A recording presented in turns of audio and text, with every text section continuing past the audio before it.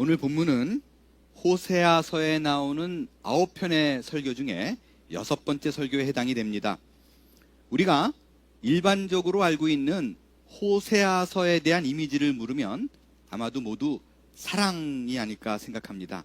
그 이유는 호세아가 자신의 음란한 아내 고멜을 무조건적으로 사랑하는 그의 헌신이 우리에게 강하게 각인이 되어 있기 때문일 것입니다.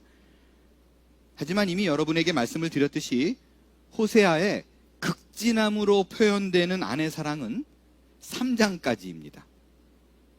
그 이후로 13장까지의 이야기는 하나님의 강한 심판과 이스라엘의 멸망을 얘기합니다. 그 무서운 진노의 이야기가 호세아의 극진한 사랑에 비해서 약 3배 이상 많습니다. 여러분, 이 이야기는 우리에게 시사하는 바가 아주 큽니다. 우리는 우리의 삶 속에서 위로받기를 원합니다. 사랑받기를 원합니다. 예, 그렇습니다. 위로와 사랑은 우리에게 있어서 너무나 필요한 것입니다.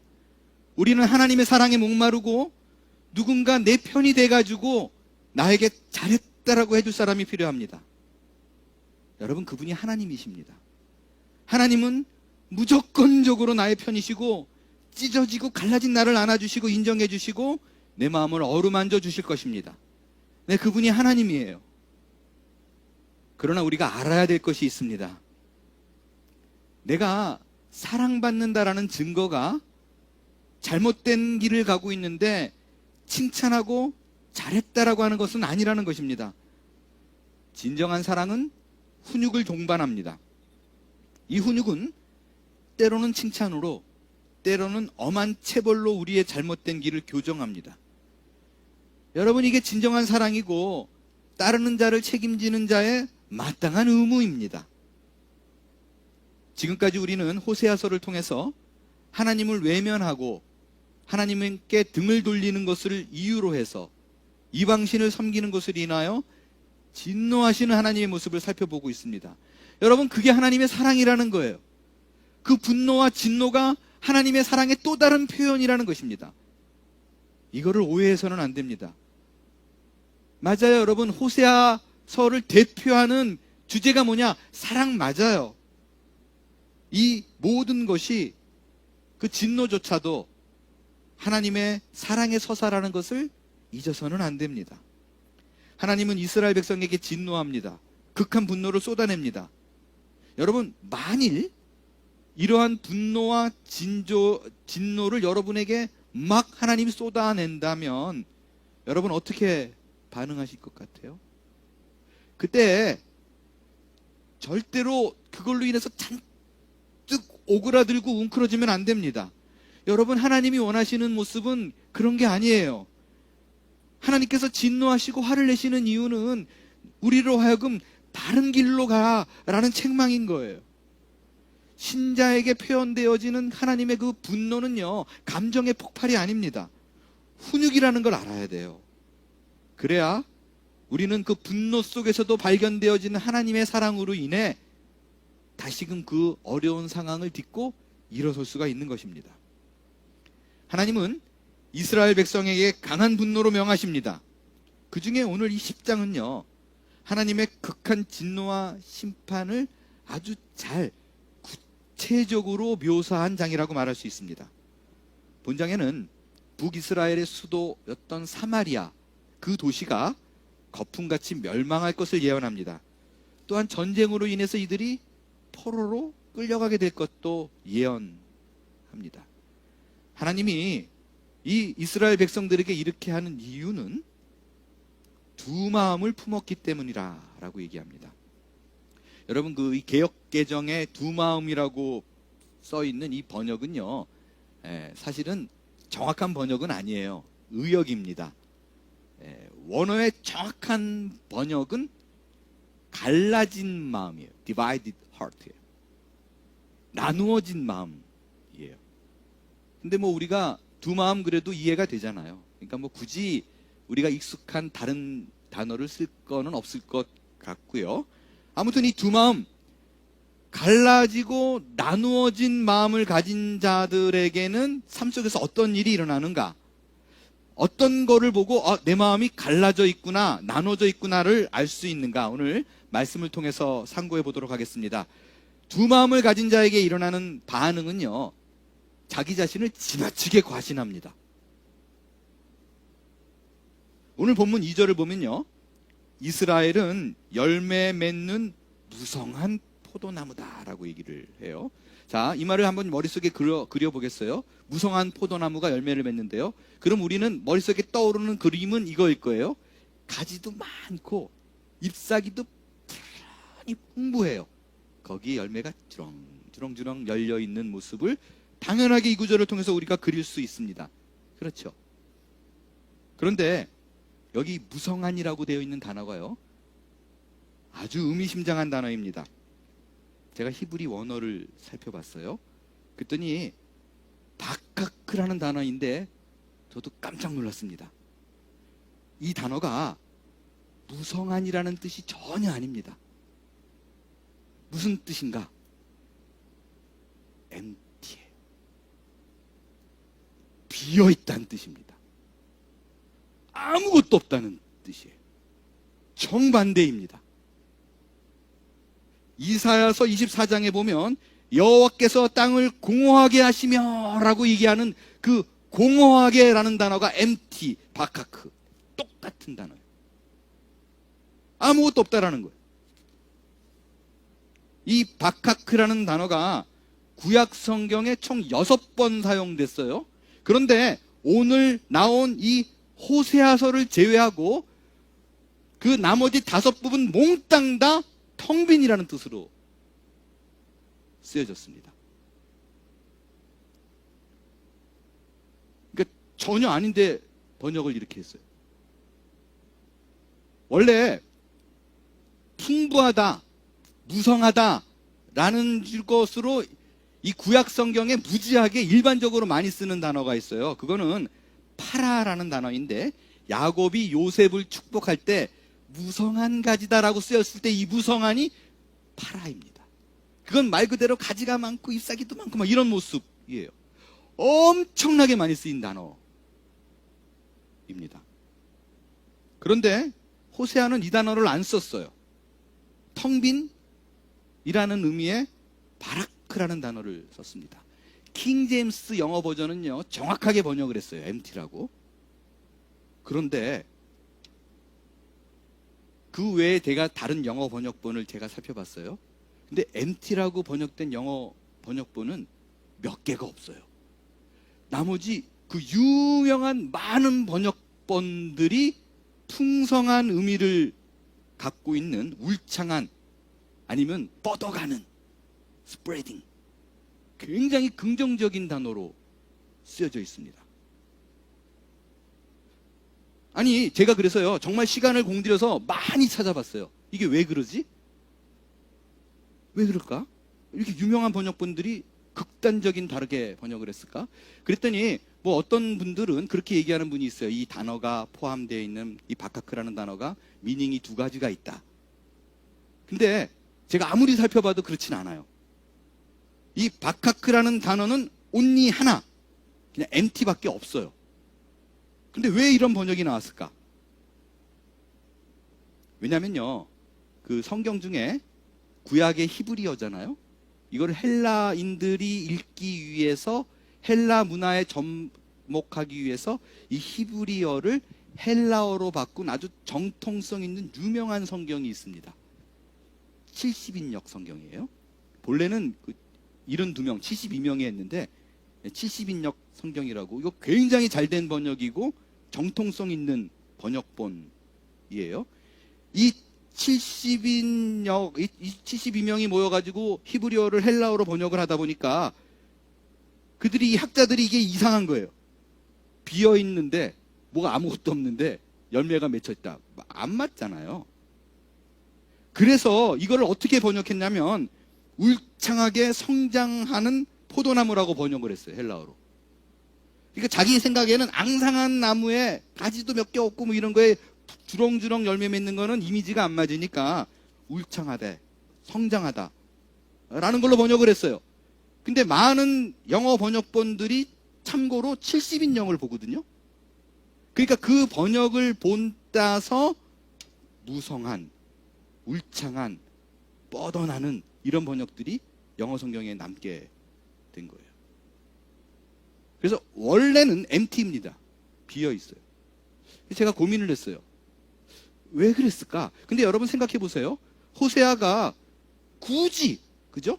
굳이 파라라는 울창하라는 뜻이 있는데 왜 굳이 비어있는이라는 그 단어를 썼을까? 이거는 분명히 의도가 있는 거라고 저는 생각을 합니다. 그래서 저는 이걸 바꾸지 않고 원어의 의미를 그대로 쓰는 것이 맞다고 봐요. 왜냐하면 보세요. 앙상한 포도나무와 풍성한 열매, 요 두 단어가 성경이 제시하는 인간과 하나님의 은혜를 너무나 잘 표현한 단어이기 때문에 그렇습니다. 여러분, 본래 우리는요, 앙상한 가지, 텅 빈 가지 맞아요. 우리의 힘으로는 결코 뭐 하나 열매 맺을 수 없는 힘이 없는 가지가 맞습니다. 그런데 우리는 우리 자신을 그렇게 생각하지 않고 무성한 포도나무, 가지 많고 영양분이 많은 가지라고, 영양분이 많은 나무라고 생각을 합니다. 여러분, 그렇게 생각하면, 그런 긍정적인 사고를 갖고 있으면 어떤 일이 발생하는가? 내가 풍성한 나무라고 생각했는데 아주 주렁주렁 열매가 맺혀요. 그러면 그 열매가 하나님이 맺어줬다라는 생각 자체가 없습니다. 내가 잘나서, 내가 노력해서 내가 맺은 거예요. 난 원래 풍성해요. 당연히 열매가 풍성한 거 맺는 건 마땅한 거예요. 여러분, 그럼 어떤 일이 벌어지는가? 그 열매를 거뒀을 때 그 열매를 하나님께 가져가지 않습니다. 우상의 제단으로 가져가고 그 우상을 치장하는 일에 사용합니다. 그게 바로 1절에 있는 그 열매가 많을수록 제단을 많게 하며 그 땅이 번영할수록 주상을 아름답게 한다라는 말이에요. 이게 두 마음을 가진 자의 특징입니다. 이들은 보잘것없는 나, 마른 장작 같고 앙상한 가지 같은 나에게 하염없이 베푸시는 하나님의 은혜를 보지 못합니다. 지금 내가 누리고 있는 게 있어요? 쥐고 있는 게 있어요? 그거는 내가 노력하고 내가 준비하고 내가 일궈낸 성공이에요. 누구도 시비 걸 수 없어요. 여러분, 그렇게 생각하면 어떤 반응이 나오는가? 여지없습니다. 엉뚱한 곳에 감사표하고 엉뚱한 곳에 온몸과 마음을 다 쏟아낼 거예요. 지금 이스라엘이 딱 그러고 있어요. 여러분, 그 여로보암 시대, 여로보암 왕 시대에 있었던 평화와 안정은요, 하나님이 허락한 거예요. 그런데 여로보암 왕 이후에 있는 북이스라엘의 모든 왕들은 그렇게 생각하지 않았어요. 왜냐하면 여러분, 사실 북이스라엘의 왕들은요, 정통 다윗의 계보를 이은 왕들이 아닙니다. 정통 다윗의 혈통, 그 블러드 아니에요. 본래 정통 다윗의 계보를 이은 나라는 남왕국이에요. 남왕국 초대왕, 첫왕 르호보암이 솔로몬의 아들입니다. 북이스라엘의 초대왕 여로보암은 솔로몬 시대의 공사장 감독이었었어요. 다윗의 피하고 아무 상관없어요. 근데 반란을 일으켜서 왕이 된 거예요. 그렇기 때문에 북이스라엘의 왕이 된 사람들은 항상 뭐가 있어요? 다윗의 혈통이 아니에요. 그렇기 때문에 원래 이스라엘의 왕, 이스라엘의 하나님이었던 하나님을 섬기는 것이 상당히 부담스러워요. 누군가 시비 걸 거예요. 하나님은 다윗의 블러드를 통해서 왕을 세웠는데 넌 누구지? 그래서 북이스라엘의 왕들은 굳이 여호와 하나님을 말 안 하려고 그래요. 그래서 자꾸 바알신을 얘기하는 거예요. 그들이 우리에게 풍요를 줬다라고 얘기하는 것입니다. 이 평화와 안정을 하나님이 주지 않았다라고 생각하니까 하나님께 집중하지 않아요. 어떻게 해요? 머리를 써야죠. 그래서 변방에 있는 강대국 아수르에게 들러붙고 애굽에게 들러붙고 그리고 지혜롭다라고 생각합니다.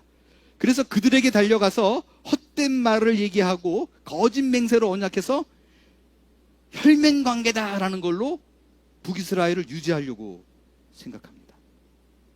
그리고 지혜롭다고 생각해요. 여러분, 오늘 이 호세아를 주시는 하나님의 음성을 여러분의 것으로 잘 받을 수 있게 되길 바랍니다. 여러분이 지금 현재 이루고 있는 그 모든 것은 하나님이 기회를 마련해 주시고 하나님이 베풀어 주신 은혜입니다. 이걸 미스하면 내가 섬겨야 될 대상이 하나님이라는 것을 놓치고 엉뚱한 곳에 정성을 쏟고 그것이 성공으로 가는 길이라고 여기게 될 거예요.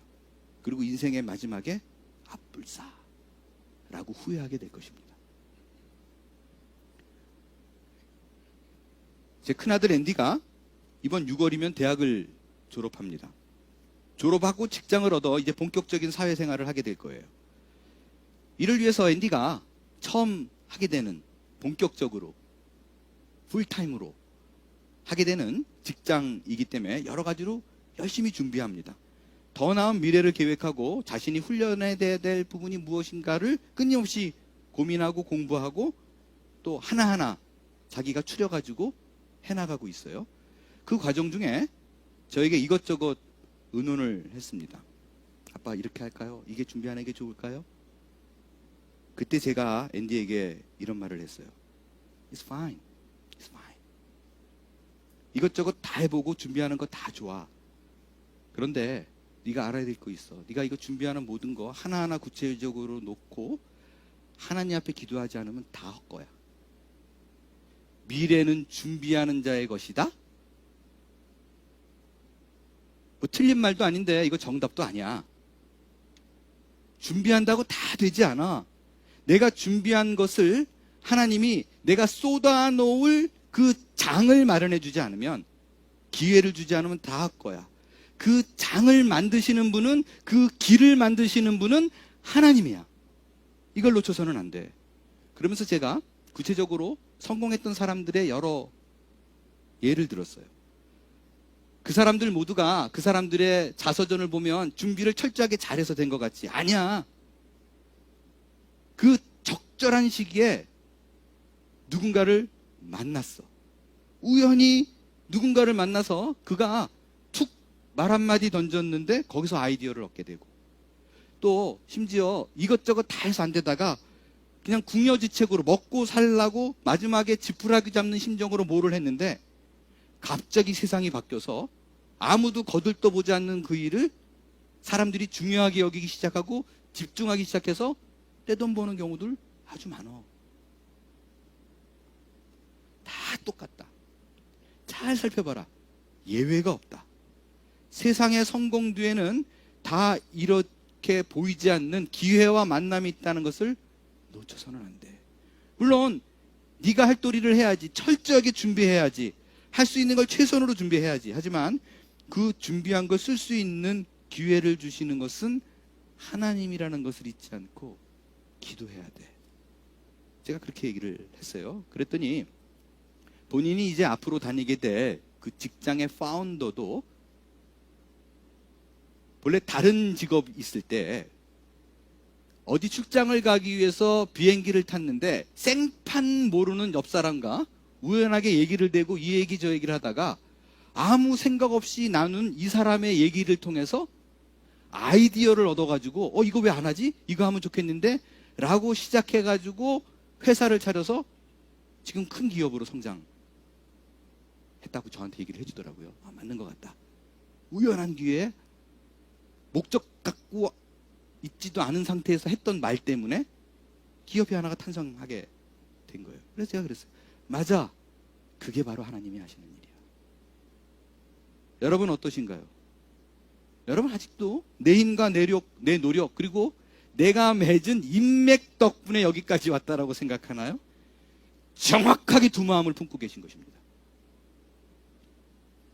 이것에서 속히 돌이킬 수 있게 되길 바라요. 오늘의 이 말씀을 비춰봐서 나의 모든 것들이 하나님으로 왔다는 것을 고백하시고 정말 간절한 마음으로요. 여러분 뭐 이런 것까지도 라고 생각되는 것조차도 기도하고 시작하세요. 그리고 힘들면 중보기도 신청서 써가지고 아주 작은 거라도 맡기고 내려놓으세요. 그 작은 거를 놓고 중보기도 사역자들이 기도하게 될 것입니다. 그래서 이를 통해서 하나님이 문 열어주시고 하나님이 길 만들어주시는 것을 모두가 경험하게 될 줄로 믿습니다. 두 마음을 품은 자의 특징이 뭔가? 두 번째로 영적인 무감각입니다. 오늘 본문 5절을 보면 한 지역이 등장을 해요. 그 지역 이름이 벳아웬입니다. 벳아웬 도시 이름이에요. 이 도시 벳아웬이라는 뜻이 뭘까요? 이 벳아웬이라는 이름의 뜻이 허영의 집, 허무의 집이라는 뜻입니다. 이상하죠? 여러분 누가 도시를 건설하고 이 도시의 이름이 허무의 집이다. 웃기잖아요. 아, 우리 이사가 어느 동네로 가? 허무의 집. 웃기잖아요. 누가 도시 이름을 이렇게 짓겠어요? 그래서 이 벳아웬이라는 이름이 실제 이름으로 보지 않습니다. 호세아가 조롱의 의미를 담아서 그렇게 부른 것으로 여겨집니다. 그렇다면 벳아웬의 본래 이름은 뭔가?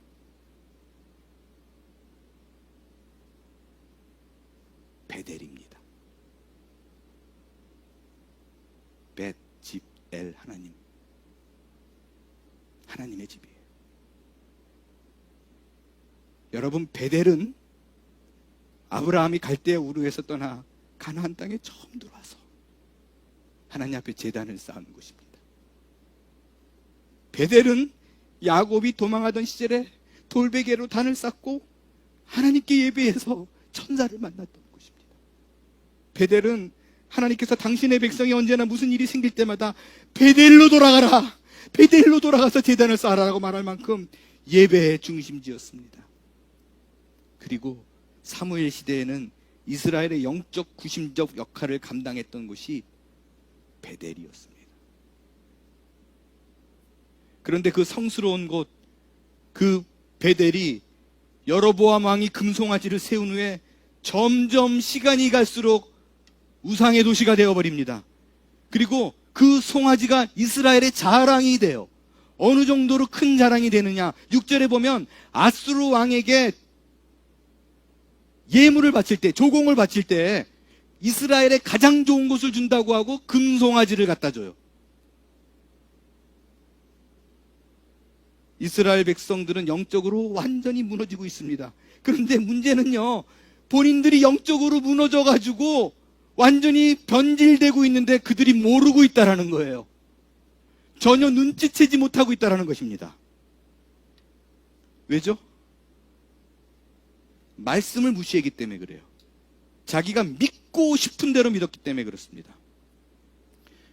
바알에게 기도했더니 야, 정말 놀라워. 그 신이 내가 구하는 모든 소원을 다 이루어졌어 라는 기도가 모든 그 간증들이 모든 사람들에게 풍부했기 때문에 그래요.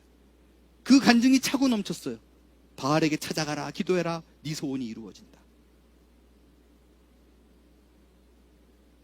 그들은 바알 신을 제사했는데 그 마음에 어떤 게 있냐면요, 그래도 내 마음에 나는 하나님을 믿어, 그러면 괜찮아 라고 생각했어요.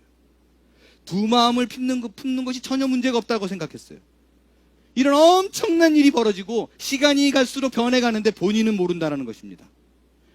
하나님과 우상 둘 다 믿어도 괜찮다고 생각하는 거예요. 저는요, 아무리 생각해도요, 아무리 곱씹어도 우리 기독교인들 중에서 많은 분들이 두 마음을 품고 있는 것이 아닌가라는 생각을 지울 수가 없습니다. 어떤 마음이 두 마음이에요? 세상적인 온갖 미신은 다 믿고 있으면서 교회만 나오면 괜찮다고 생각하는 거예요. 그 두 마음이에요. 제일 문제는 말씀에 대한 공부는 전혀 없이 자기가 믿고 싶은 대로 열심으로 믿으면서 자기의 신앙이 누구보다도 뒤지지 않게 좋다라고 생각합니다. 여러분, 이런 미신적인 요소는 여러 곳에서 발견되지만 특히 기도에서 많이 나타납니다. 여러분, 기도는 내 소원을 이루어내는 도구가 절대로 아닙니다. 기도는 하나님의 뜻이 무언가를 알아가는 최고의 방법이에요. 내가 소원을 놓고 기도할수록 기도 안 하는 자보다 훨씬 더 하나님의 뜻이 무언가를 하느니 분명히 명확히 기도를 통해서 알게 해주십니다. 우리는 기도를 통해서 소원을 아랍니다. 하지만 그 기도를 통해서 하나님의 뜻을 구분할 수 있는 명확한 통로로 내게 작용한다는 거예요. 특별히 여러분에게 부탁하고 싶은 거는요, 여러분이 기도할 수 있는 장소가 있다면요, 어디든 가도 좋고 어디서든 해도 좋습니다. 하지만 야, 누구에게 기도받았더니 일 잘 풀렸더라 라든가 어느 장소 어느 곳에 가서 기도하면 하나님이 특별히 더 잘 들어줘 라고 누군가 얘기한다면 거기는 절대로 가면 안 됩니다. 거기는 절대로 가면 안 됩니다. 그리고 예배를 본다라고 얘기하고 기도해야 한다라고 얘기하는데 성경 말씀 한 구절 읽고 성경과 전혀 상관없는 자기 얘기를 쭉 하고 마지막에 그 구절 읽고 마치고 전혀 성경에 대한 해석과 풀이가 없는 거 가면 안 됩니다. 설교하는 자의 생각이지 하나님의 말 아닐 수 있어요. 만약에 그곳에 가면 어떻게 될까요? 기도 잘 들어준다. 그래서 가보자. 누구에게 기도받으면 잘 된다. 어떻게 될까요? 가보세요. 기도 무지하게 잘 들어줄 거예요. 내가 원하는 소원, 야, 진짜 몇 개 안 얘기했는데 즉시 이루어지네. 이런 일 일어날 겁니다. 그러나 그거 하나님으로부터 오는 복 절대로 아닙니다. 호세아도 원하는 대로 들어주고 참아준 거는요, 3장까지예요. 내가 원하는 대로 다 이루어지는 거는 하나님의 방법도 아니고 하나님이 우리에게 원하는 당신의 뜻도 아닙니다. 기도하기에 좋은 자리는 그러면 어떤 자리인가? 내가 하나님과 개인적으로 깊이 교제할 수 있는 곳입니다. 하나님의 뜻을 묻고 말씀으로 위로를 받고 그 뜻을 알아갈 수 있는 곳이라면 그것이 어디든 상관없고 그것이 최고의 좋은 자리입니다. 나에게 이 일이 일어나는 것이 적합한 것이 집에서 자주 터져요? 집도 좋아요. 개인적으로 일할 때 훨씬 그 일이 잘 이루어져요? 개인적으로 기도하십시오. 그런데 이런 분들이 있어요. 혼자 기도하면 자꾸 의지가 무너져서 안 돼요.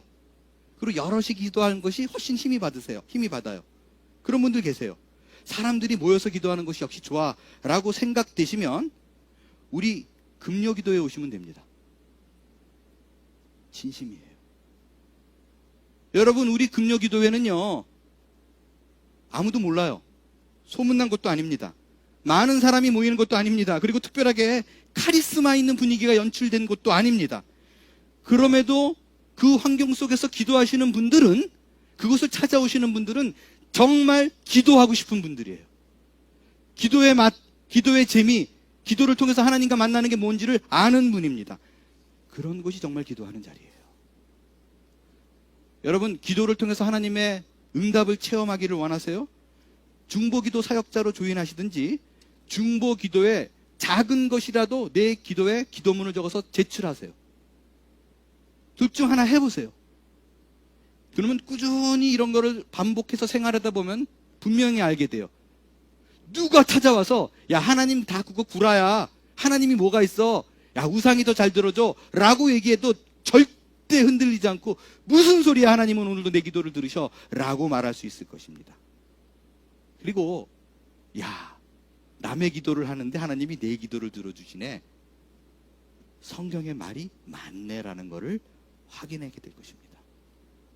여러분의 영적인 센스를 높이십시오. 그리고 경험이 아닌 말씀, 그 팩트를 붙잡을 수 있게 되길 바랍니다. 그때 갈라져 있는 두 마음이 아니라 한 마음으로 모아져 있는 여러분을 발견할 수 있게 될 것입니다. 마지막으로 다룰 주제는, 그러면 한 마음을 가진다라는 건 어떤 것인가? 그거는 공의를 심고 인애를 거두는 거예요. 자, 우리 12절을 같이 함께 읽겠습니다. 큰 목소리로 읽어주세요. 시작. 너희가 자기를 위하여 공의를 심고 인애를 거두라. 너희 묵은 땅을 기경하라. 지금이 곧 여호와를 찾을 때니 마침내 여호와께서 오사 공의를 비처럼 너희에게 내리시리라. 아멘. 자, 여러분, 여기서요, 공의를 어떻게 해석하느냐에 따라서 완전히 다른 적용이 이루어집니다. 일반적으로 생각하는 공의, 의, righteousness는 어떤 사람들이 살아가면서 겪게 되는 일반적인 착실한 도덕적 도리를 말합니다. 그러면 이 해석이 너무 쉬워요. 어떻게 해석이 돼요? 도덕적으로 남을 배려하면서 착실하게 의롭게 살면 어떻게 된다? 주변으로부터 사랑받게 될 것이다. 인애를 거둔다 그러잖아요. 너무 쉽죠? 그리고 우리가 일반적으로 알고 있는, 세상 모든 사람들이 알고 있는 원리와 똑같습니다. 그렇죠? 그래서 주로 설교하시는 분들이 많은 분들이 그걸 그렇게 해석해서 신자가 의롭게 살아야 될 것, 그리고 타인의 모범이 돼야 될 것을 얘기하면서 방향성을 제시하기도 합니다. 그런데 여기 그 히브리어 공의가 제가 찾아보니까 째다카라는 단어예요. 이게 중요합니다. 이게 무슨 뜻인가? 옥스포드 원어 성경의 정의를 빌려보니까 이렇게 돼 있어요. 완전히 의로우신 하나님의 의, 그 성품이 반영된 상태, 들어와 있는 상태, 이게 째데카, 공의, 성경이 말하는 공의예요. 자, 여러분, 질문 드릴게요. 이거 잘 보면서 얘기해 보세요. 여러분이 살면서 완전하신 그 하나님의 성품이 내게 그대로 가감없이 이루어지는 날이 있을 것 같아요? 없을 것 같아요? 이게 가능할까요? 불가능할까요? 많이 양보해서 가능하다라고 말하는 분들은 0.00000000001초 가능합니다라고 말할 수도 있게.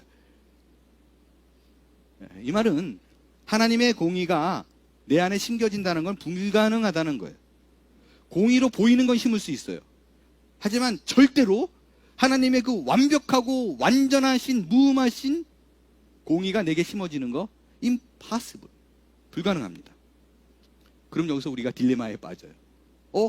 성경은 뭐라 그래요? 공의를 심어야 인애를 거둔대요.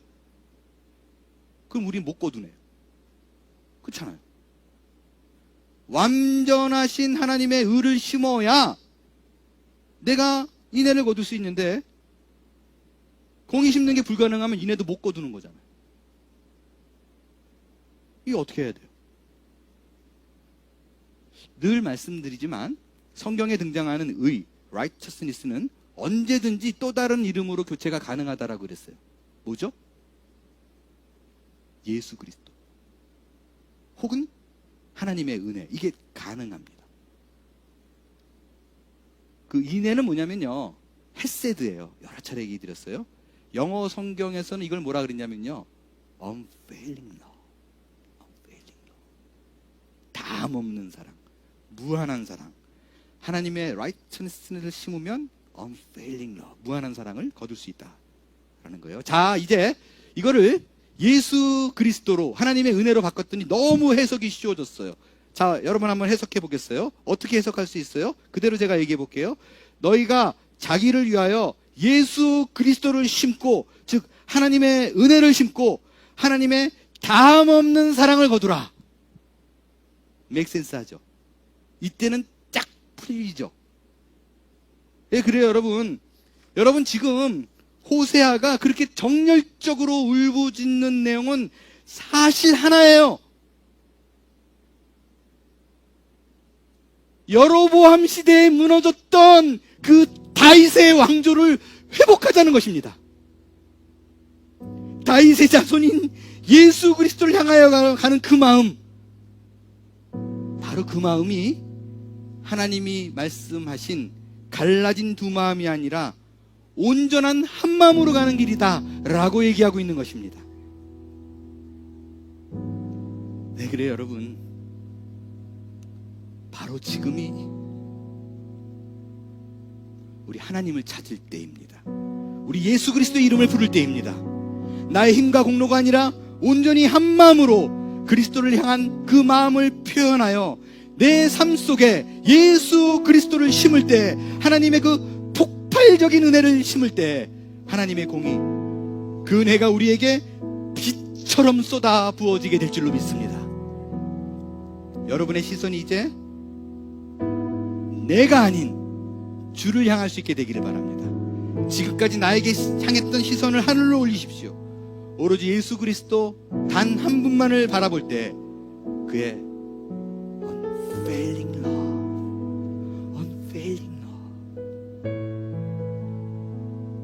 다함 없는 사랑, 끝없는 사랑, 그 변함없는 사랑이 우리를 붙들어 내 삶의 모든 영역에서 하나님이 일하시네 라는 간증으로 우리의 삶의 터전이 아름답게 변화되게 될 줄로 믿습니다. 일어나 찬양하겠습니다.